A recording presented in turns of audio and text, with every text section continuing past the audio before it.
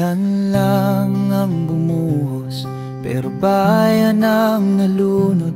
Proyektong flood control hanggang drawing lang sa pondo. Kalsadang parang ilog na nagiging tambakan, habang pera'y napupunta sa bulsang walang kahihiyan. Tao'y lumalangoy sa sariling kalsada, pero ang mga kurakot dry na dry ang sapatos nila.